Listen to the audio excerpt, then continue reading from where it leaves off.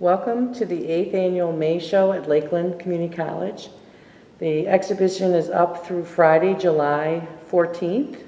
The gallery hours are 9 a.m. to 9 p.m. Monday through Friday and 9 a.m. to 5 p.m. on Saturday and Sunday. We do have construction going on, so you will be directed to go clockwise around the campus to come to the gallery. I hope you'll make the extra effort to come and see the show. It's always preferable to see the work in person. Just a couple quick statistics. We had 520 pieces entered, and Dr. Luzona, who is the executive director of the Butler Museum of American Art in Youngstown, was this year's juror, and he chose over 90 pieces created by over 70 artists for this year's show. So we're going to do a walkthrough of the pieces. I'll make some comments on the pieces, and hopefully you'll enjoy the journey with us. This is an assemblage piece by Akron artist Gwen Waite. This next piece is created by the artist known as M. It's acrylic on polymer on acrylic, so it's kind of like a reverse painting on the acrylic sheets. We've got 2 digital prints by Kim Levenhagen. Here's an optical art piece by James Marsh, acrylic on canvas, kind of an homage to Julian Stanzik. We have a clay piece, a horse-haired ceramic piece with a woven neck by Sandy Miller.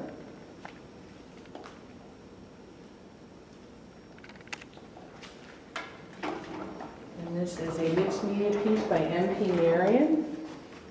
M.P. was actually an artist that we used to carry at Sylvia Allman's gallery where I worked for 17 years, and she just is working on a residency right now at the Morgan Paper Conservatory.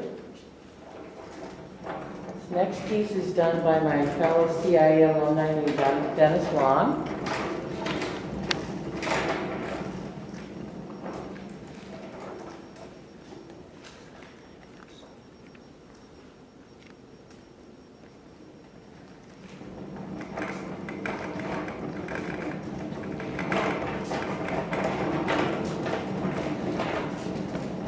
This next mixed media piece is done by Jack St. John. It's acrylic and paint on paper. This is a digital print by Stephen Calhoun, and there's another one that's a bookend on the other side of the wall, where he used, I think, like a kaleidoscope lens. This is an abstract by Kate Bruner, acrylic on canvas.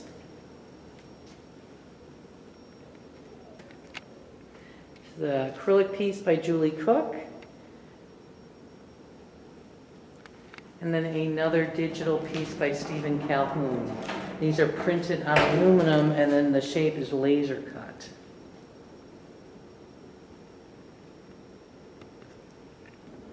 Okay, this is a acrylic on canvas surrealist piece by Noah Astrup. This is a piece of photography by Joseph T. Dick. An abstract by Cindy Smith, which is acrylic.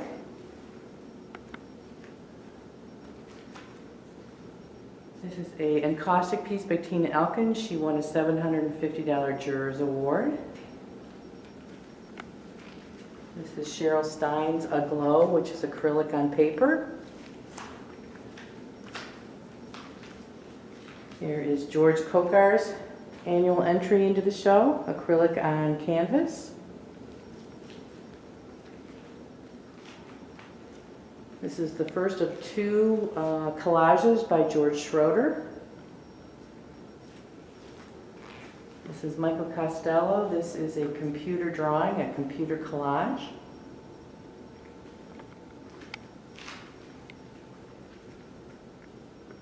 Another piece of George Schroeder, another collage. This is a dry point print by Jan Zorman. This is one of 2 pieces by Marilyn Dolans, which is a photography piece. This next piece is actually the single collaboration piece with Jerry Schmidt and Steve Simmons. and it's called Freshwater Mermaid. It's made out of steel, fiberglass, acrylic, spray paint, epoxy, phosphorescent paint, and LED lights. Here's another piece by Marilyn Dolans. This next piece is done by Spencer Cowan. Spencer Cowan is actually a student at the Institute of Art, and he should be receiving his BFA next year in 2018.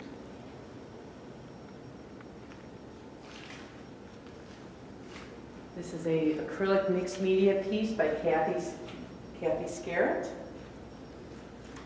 And here's a wonderful sculpture by Lisa Kenyon, a cast bronze sea serpent. And what's kind of fun, and I hope it comes out in the video, is the shadows that are created by the lighting kind of makes it even a little bit more magical.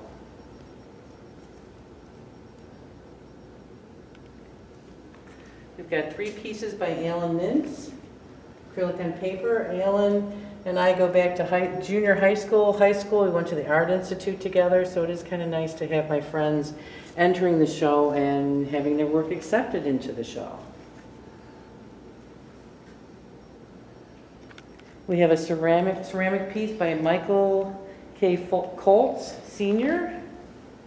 We love those red dots. There's a ceramic platter by Betty Drake called Crab Bowl. And then a ceramic sculpture by Michael W. High.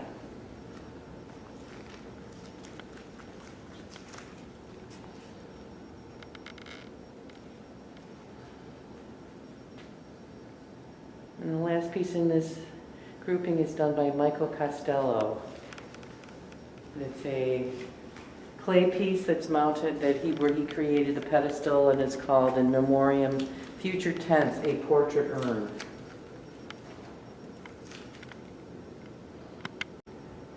This is an acrylic piece by Donald Bonsella, and that's Dan, my wonderful gallery assistant, waving to you in the reflection in the glass. Hey, we're doing the best we can. This is a painted metal sculpture by Randy Jackson, another example of how the serendipitous lighting kind of adds to the piece itself. And so how you get all these extra shapes and shadows, and the shapes kind of echo some of the shapes that are in the next painting that you're going to be seeing, done by Judy Takis. And Judy won a $500 cash award for Guardian Angel of the Good Death, which is oil on linen.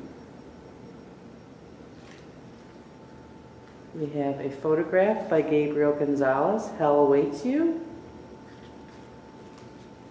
Next to acrylic piece by Julie Cook. And a mixed media piece by Leslie Discont-Arian.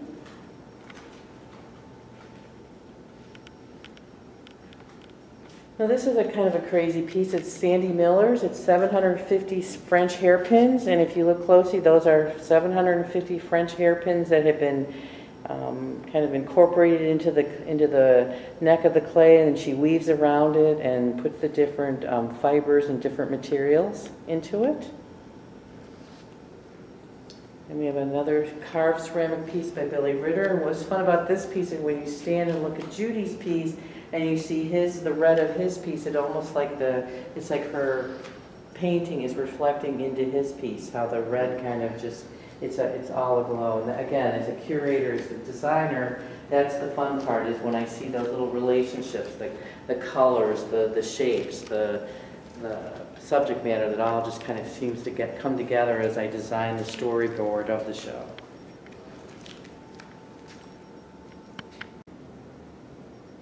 This is the piece that won Best in Show. This is a piece by Lawrence Krauss called Whistler's Nurses.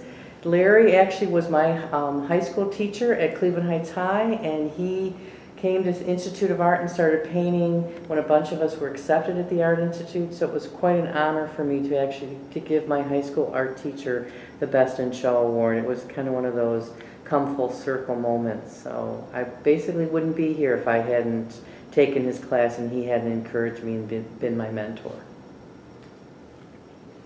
This next surrealist piece is done by a schoolmate of mine, Joe Stabick, he and I went to the Art Institute together, and he won an honorable mention for this piece called The Decision Was Made.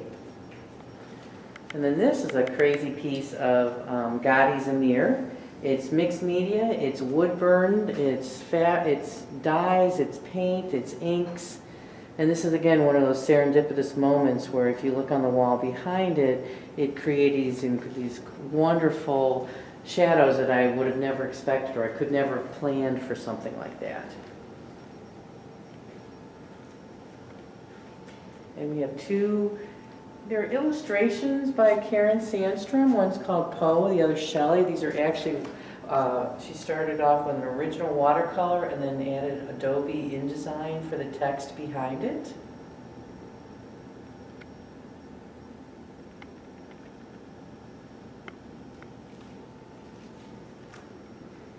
This next piece is an oil on canvas by Jim Marana called the Rex Mies.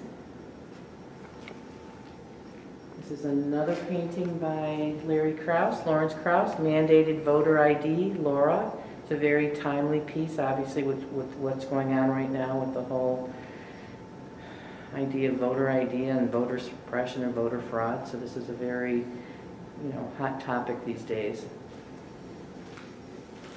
This is another CIA pal of mine. This is Stanka Kordic. This is called Surge, and it's an oil on canvas. And she received a $500 Jurors Award for her piece. This next piece by Heather McClellan is actually Vietnamese lacquer, and she lived in Vietnam for a brief time when her husband had a job overseas, so she learned the age-old technique of using lacquer and eggshells. So this is definitely one of those lost arts that's being kept alive. This next piece is Carrie Gorch. She was in Stitches. It's actually cotton threads on canvas. So it's a mixed media piece.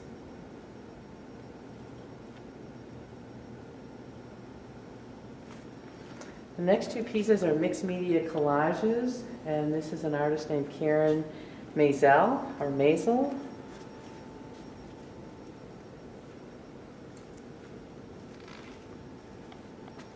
This is a fiber piece by Susan Lucas called Lady of the Foxes. The fox is actually needle felted, and then she created the soft sculpture and did this, the hand painting, created all the clothing, and integrated some natural elements into the piece itself. And here's a fun summertime kind of piece by Stephen Wallace called Octopus. This is a collage in acrylic. We're trying to figure out where this was taken because if you look at the policeman's insignia, it says it's Men Are Police, and you see the rocket car from Euclid Beach Park. But we think that this is probably, besides being a collage, it's maybe from the Great Lakes Exposition Center, maybe the Paynesville County Fair that happens every year. Here's a ceramic sculpture piece by Ronnie Kimball.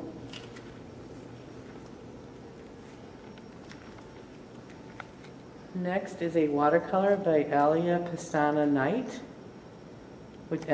Here's like one of those kind of crazy little small world categories. She actually purchased the painting that's right next to it. So it's always nice for an artist to purchase a painting from another artist in the show. This is Sarah Curry's Cradled, and it's charcoal ink on panel, and it was a sketch, a study for a larger painting. And you can't see it, and I don't think it's coming up in the video, but there's like a gold metallic paint in some of the highlights. So when you walk up to it or walk past it, you get a little glimmer.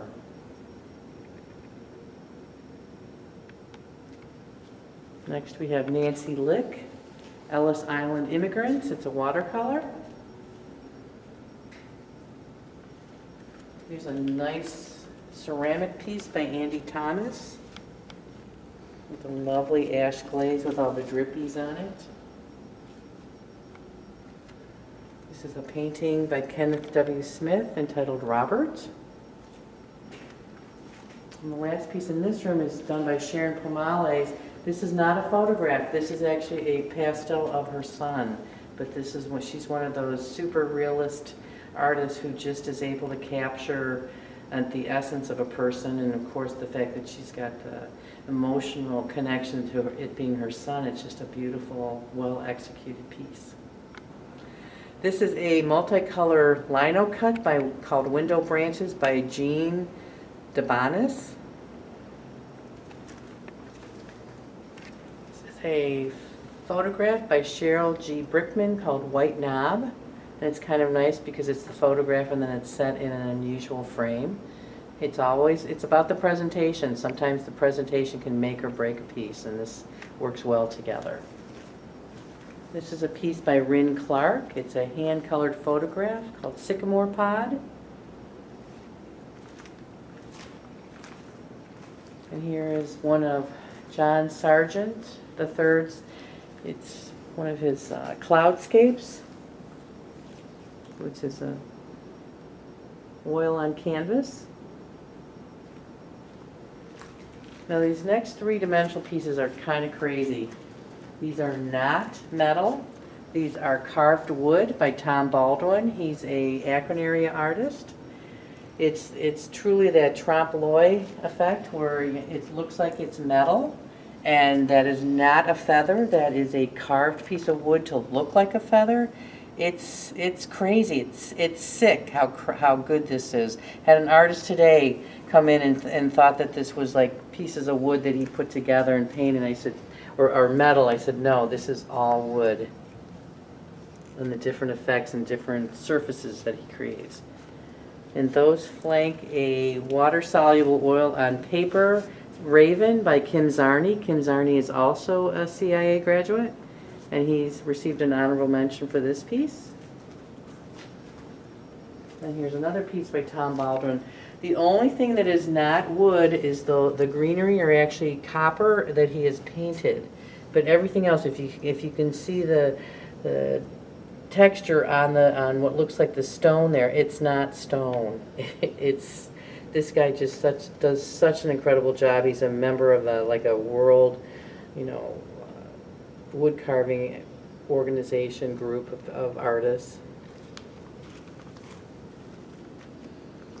Just amazing what artists can do, what you guys can do when you put your mind to it and your talent and your expertise.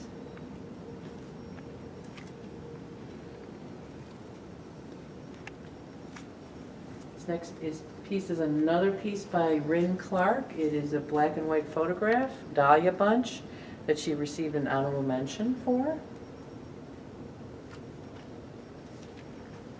This is Tom Millward's piece, Walk in the Park, a digital photograph. Here is a piece by Jessica Waskak, Where Earth Meets Sky to Understand. It's a digital art piece. She won a $300 Jurors Award. This is a crocheted and yarn piece by Adri Nerone called Changing Landscapes.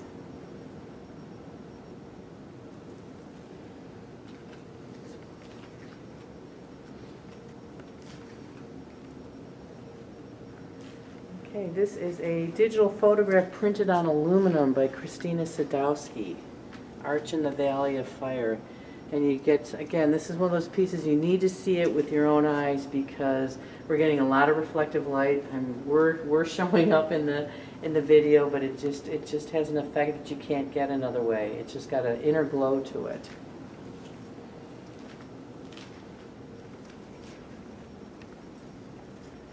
This is Emily Vigil, Amazonas, Litigated Area. It's acrylic and acrylic transfer. This is a mixed media piece by Judith Brandon called Supernatural, Rothko 13.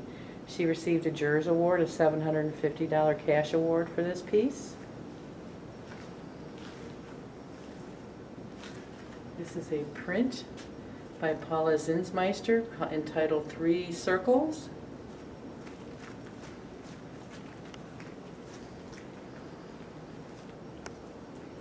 This is a painted steel piece, oil on steel by A.D. Peters called Oberon's Moon.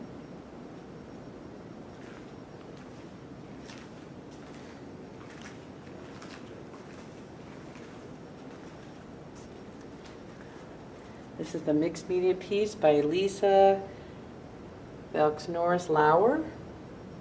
One Can Shine.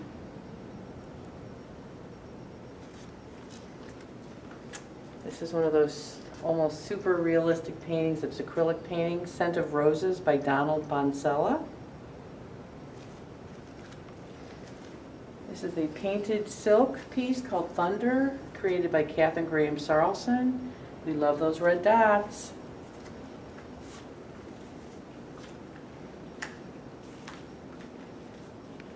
Okay, next is our jewelry case. This first piece is a reversible necklace of glass enamel on copper and sterling silver by Amelia C. Joins.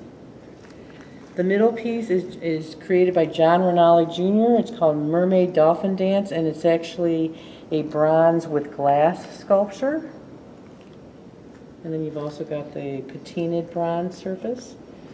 The third piece on the shelf is done by Barb Jacob Schmidt. It's called Pointed Love, and it's sterling silver and semi-precious stones. Okay, this is our two pieces by Brett Carriega. This first piece is a dogwood diamond pendant, which is with diamonds and 14 karat gold. And then an amethyst bracelet, which is sterling silver, 18 karat gold, amethyst, and a diamond.